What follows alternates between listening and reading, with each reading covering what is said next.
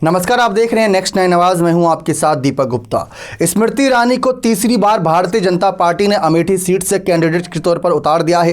लेकिन क्या राहुल गांधी इस सीट से चुनावी मैदान में उतरेंगे? सवाल कई सारे अब बन गए हैं, क्योंकि स्मृति ईरानी इस सीट से इतिहास भी रच सकती हैं और इतिहास ही बन सकती हैं। जैसा कि आप जानते हैं, स्मृति ईरानी ने राहुल गांधी को हराकर साल 2019 में सीट को बीजेपी की झोली में डाला था। बीजेपी इन पर मेहरबान हुई, इनको केंद्रीय मंत्री पदों पर भी आगे किया गया।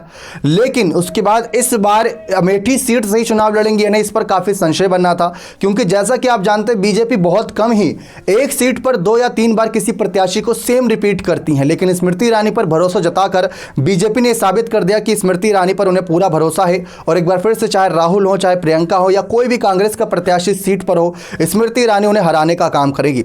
लेकिन अब राहुल गांधी के सामने चुनौती है कि क्या पुरखों की सीट को वह बचा पाएंगे, दोबारा कांग्रेस की झोली में ला पाएंगे या नहीं, या फिर पुरखों की इज्जत मिट्टी में मिला देंगे। क्योंकि ये सवाल हम इस वजह से खड़ा कर रहे हैं कि साल 2019 में चलो हार गए तो हार गए, ऐसा है नहीं कि इस सीट पर कभी कांग्रेस हारी नहीं, पहले भी कांग्रेस हारी है, लेकिन बैक टू बैक नहीं हारी है।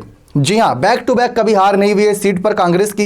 ऐसा हुआ है कि जैसे राजीव गांधी के समय पर भी ये सीट हारी गई थी, लेकिन उन्होंने करीब 3 साल बाद ही जब फिर से चुनाव हुए थे तो सीट को दोबारा जीत लिया था। राहुल गांधी भी अगर इस सीट पर कुछ ऐसा ही करते हैं तो अपने आप को फिर से जनता के बीच काफी पॉपुलर कर लेंगे और स्मृति ईरानी को हरा कर साबित कर लेंगे कि पिछली बार जो हुआ था वो तुक्का था, ना कि जनता की पसंद थी। वो तुक्का था साफ सीधा, जिसकी वजह से समीकरण पूरी तरीके से कांग्रेस के पक्ष में था, लेकिन भाजपा ने माहौल कुछ ऐसे बदला था जिससे जनता बरगला गई थी और जनता ने बीजेपी को वोट कर दिया था। अगर ऐसा समीकरण बनता है, अब स्मृति ईरानी इतिहास रच पाएंगे या नहीं, यही हमने बात करी शुरुआत में, या इतिहास बन जाएंगे। इतिहास तो खैर उन्होंने रच दिया है, क्योंकि राहुल गांधी को हराया, जो कि भावी प्रधानमंत्री पद के दावेदार थे साल 2019 में, उनको हरा दिया। वो तो वायनाड सीट से वह चुनाव लड़ गए थे, वरना तो शायद वह संसद में भी नहीं होते और अपनी आवाज को बुलंद नहीं कर पाते। इस बार भी कहा जा रहा है कि साउथ के किसी राज्य से वह, केरल या फिर कहीं ना कहीं कर्नाटक, किसी ऐसे ही राज्य से वह आगे चुनावी मैदान में ताल ठोकते नजर आ सकते हैं, जहां से उनको जीत आसानी से मिल जाए।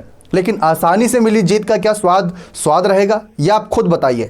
स्मृति ईरानी तो खुले तौर पर राहुल गांधी को चुनौती दे चुकी हैं। अब राहुल प्रधानमंत्री नरेंद्र मोदी को चुनौती दे रहे हैं कि वह उन्हें हरा देंगे इस बार। उनका जो इंडिया अलायंस है वह पूरी तरीके से भारी पड़ेगा एनडीए पर।